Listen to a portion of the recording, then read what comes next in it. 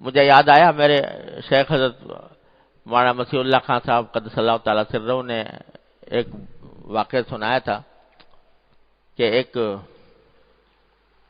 شخص تھا، وہ کسی بزرگ کے پاس گیا اور ان سے جا کر کہا کہ حضرت ہم نے سنا ہے کہ اولیاء کرام کی مختلف شانیں ہوتی ہیں، کوئی کسی شان کا ہوتا ہے، کوئی کسی شان کا ہوتا ہے، ان کے رنگ بھی مختلف ہوتے ہیں، تو میں ذرا وہ اولیاء کرام کی مختلف شانیں معلوم کرنا چاہتا ہوں کہ کیسی کیسی شانیں ہوتے ہیں اولیاء کرام کی۔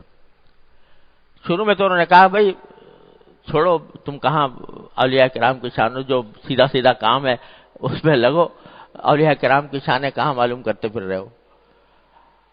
انہوں نے کہا کہ جی نہیں، میرا دل چاہ رہا ہے کہ کچھ دکھائیں، کہ اچھا پر اگر دل ہی چاہ رہا ہے تو ایسا کرو کہ فلاں جگہ جانا، تو وہاں 3 بزرگ بیٹھے ہوئے ذکر کر رہے ہوں گے، 3 بزرگ ہوں گے وہ بیٹھے ہوئے ذکر کر رہے ہوں گے، تو تم ایسا کرنا کہ ان کے تینوں کے پیچھے سے جا کے ان کے کمر پہ ایک مکہ مار دینا، پھر دیکھنا کیا ہوتا ہے۔ یہ بڑا اس نے کہا کہ جی عجیب مسئلہ ہے۔ کہا کہ نہیں، اگر اولیاء کے شانیں معلوم کرنی ہے تو جاؤ، جا کے دیکھو اور وہاں پر ہر ایک کے پشت پہ ایک مکہ مار دینا۔ یہ شخص گیا تو واقعی وہاں 3 بزرگ بیٹھے ہوئے تھے اور ذکر کر رہے تھے، تو اس نے ایک کے تینوں کے کمر پہ مکہ مار دیا پیچھے سے جا کے۔ تو پہلے کے مکہ مارا تو انہوں نے پیچھے مڑ کے دیکھا ہی نہیں، اپنے ذکر میں لگے ہوئے تھے، ذکر میں مشغول رہے، کوئی آ کے مکہ مار گیا تو مار جائے، وہ اپنے کام میں لگے ہوئے تھے، لگے رہے، ذکر کرتے رہے۔ دوسرے کے مارا تو مارتے ہی وہ پیچھے کی طرف مڑے اور مڑ کر جتنی زور کا مکہ مارا تھا اس نے، اتنا ہی اس نے مار دیا اس کے، اور پھر اپنا کام میں لگ گئے، ذکر میں لگ گئے۔ پھر تیسرے کو مارا تو وہ پیچھے مڑے اور مڑ کر کہنے لگے بھائی تمہارے ہاتھ میں چوٹ تو نہیں لگی؟ تمہارے ہاتھ میں کوئی، تم نے مارا تو میرے کمر سخت تھی، اس کے اوپر کہیں لگنے سے تمہارے ہاتھ میں کوئی چوٹ تو نہیں لگی، تکلیف تو نہیں؟ اس کو سہلانے لگے۔ تو یہ پھر جن بزرگ نے بھیجا تھا ان کے پاس آئے، کہا جی واقعی عجیب و غریب قصہ ہوا، تینوں نے عجیب عجیب کام کی۔ کیا ہوا کہ جی پہلے نے تو مارا تھا، پہلے تو نے تو مڑ کے نہیں دیکھا اپنا کہ کیا ہوا کیا نہیں ہوا، وہ اپنے کام میں لگے رہے۔ کہا کہ دوسرے کا کیا ہوا کہ دوسرے نے مڑ کے مارا، انہوں نے میرے بھی مار دیا ایک۔ تو انہوں نے کہا جتنا زور کا تم نے مارا تھا اتنا ہی مارا، ان سے کچھ زیادہ مارا؟ کہا کہ نہیں، جتنا میں نے زور کا مارا تھا اتنا ہی انہوں نے بھی مار دیا، اور پھر اپنے کام میں لگ گئے۔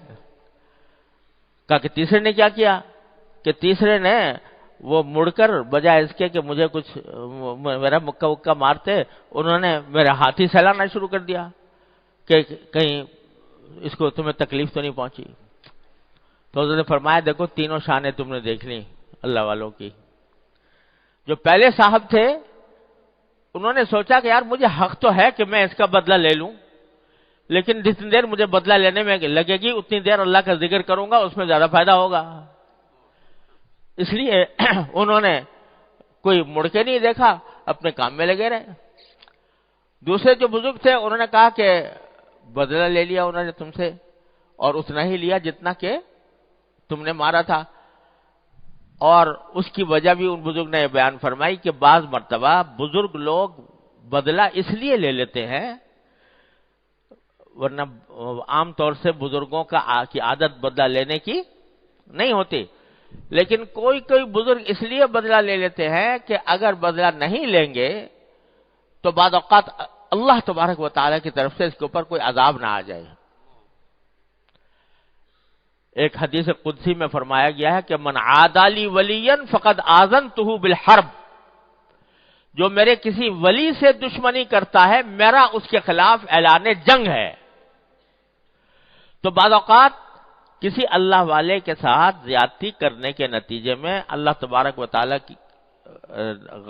کا عذاب متوجہ ہونے کا اندیشہ ہوتا ہے، تو بدلہ لے لیتے ہیں تو وہ عذاب بھی ٹل جاتا ہے۔ تو اس واسطے انہوں نے بدلہ لے لیا۔ تیسرے بزرگ جو تھے ان کو اپنے تکلیف کی تو کوئی پرواہ نہیں تھی، ان کے اوپر یہ حال غالب تھا کہ میری ذات سے کسی کو کوئی تکلیف نہ پہنچے، تو انہوں نے بجائے بدلہ لینے کی الٹا تمہارے ہاتھ چلانے شروع کر دیے۔ تو یہ مختلف، تم پوچھ رہے تھے کہ اولیاء کرام کی مختلف شانیں کیا ہوتی ہیں، تو یہ 3 شانیں تم نے دیکھ لیں، الگ الگ شانیں ہیں اور الگ الگ حالات ہیں۔ تو حق تو تھا بدلہ لینے کا، لیکن یہ سوچ کر کہ بدلہ لے کر مجھے کیا ملے گا، میں اللہ تبارک و تعالیٰ کے رضا حاصل کرنے کے لیے، اجر و ثواب حاصل کرنے کے لیے معاف کر دیتا ہوں۔